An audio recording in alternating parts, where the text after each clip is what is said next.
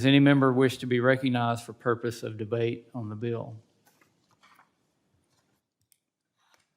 Ms. Porter, you're recognized. I want to say a little more about what the Bureau of Reclamation is. But before I do that, I want to make a point with regard to Mr. Stauber, which is that I know that our committee staff was happy to explain to Mr. Stauber what the substantive objections were to his bill. And the Republicans have been unable to identify substantive objections to the bill that I am seeking to have heard.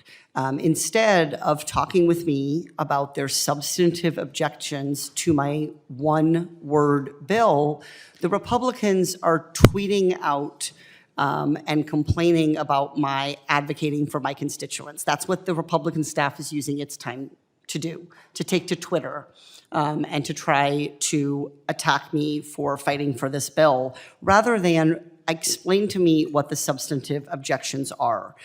So I want to explain to the public what this bill would do. As I've said before, it would strike the year 2023 and substitute a future year to allow the program to continue. And what does this bill do? What it does is allow the Colorado Basin states to continue to have the tools that they need to assess water supply and to identify long-term challenges.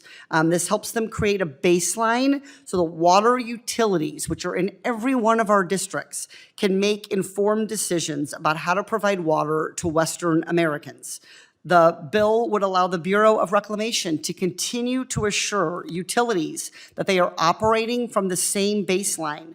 There's no way for any given utility all across the West to know and have enough data and to do enough study on the Colorado River Basin to be able to create that data themselves. It's a waste of local resources, a waste of tax dollars to do that when the Bureau of Reclamation can collectively, on behalf of the basin states, undertake this work.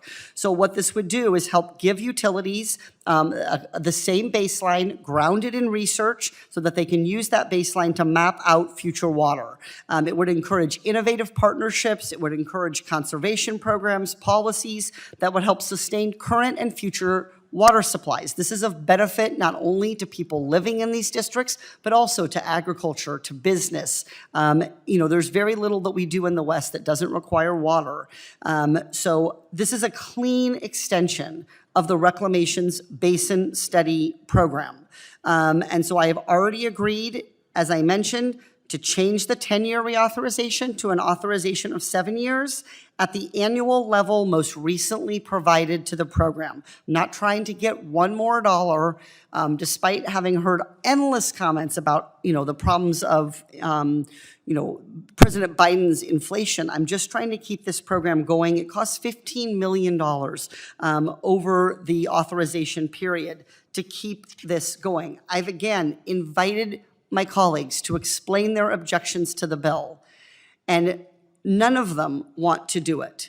We have debilitating droughts. We have constituents that are worried about going thirsty. We have farms that are worried about whether they're going to be able to continue, ranchers that are unsure whether they can expand their herds. We have a straightforward solution right here.